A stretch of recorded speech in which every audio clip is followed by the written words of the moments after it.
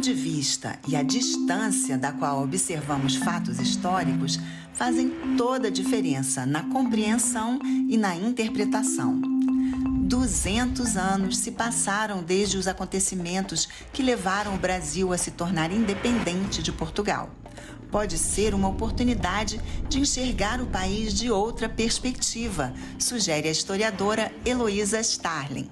Que a independência ela é muito maior do que o que aconteceu no Rio e ela precisa sair das margens do Ipiranga, porque se você olhar para o Brasil, você tem um monte de histórias, de movimentos, de projetos de Brasil, que são inclusive muito diferentes.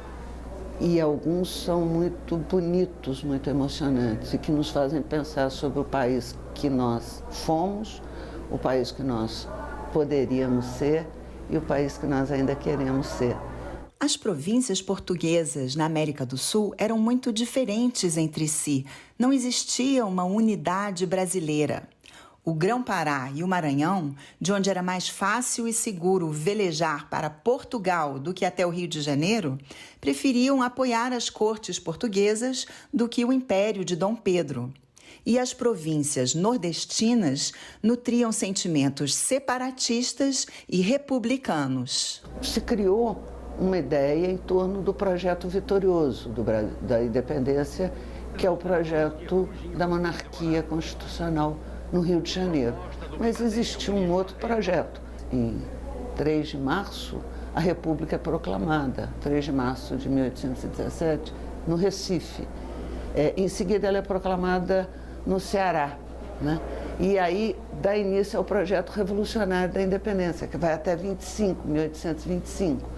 Heloísa Starling é organizadora do livro Vozes do Brasil, a linguagem política na independência, editado pelo Senado. O livro foi lançado em sessão solene remota com a presença de historiadores, cientistas políticos e jornalistas especializados em história, como parte das comemorações dos 200 anos da independência. Nossos braços são muralhas do Brasil.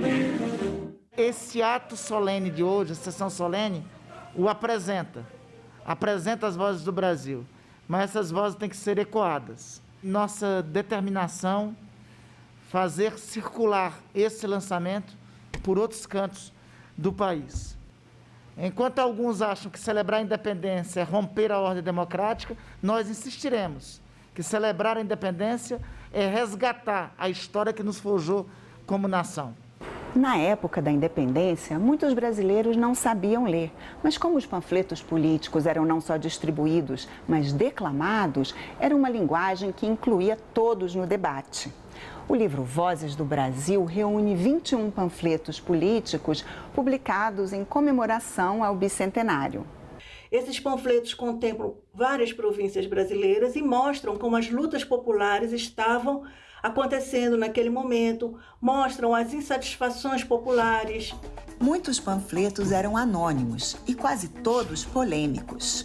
Eles refletem as discussões políticas do momento e oferecem informações sobre a conjuntura histórica, a sociedade e o comportamento político da grande população pobre de índios e descendentes de africanos que vivia em uma sociedade hierárquica, escravista e desigual. O Brasil precisa evoluir muito, né? Nós ainda temos aí muitas diferenças, né? Muita coisa que a gente trouxe lá de trás e que a gente não conseguiu ainda se livrar desses problemas, né? Como a burocracia, né? Como, né? Essas diferenças de salários, de posição, de preconceito, desvalorização, por exemplo, da mulher, do negro. Que independência é essa em que o Estado brasileiro corrói a cidadania? País independente é país que pensa políticas humanitárias, que fortalece a sua democracia, que preza pela igualdade de direitos e de oportunidades para a sua população. Nesse bicentenário, temos que refletir muito que país nós somos e que país queremos.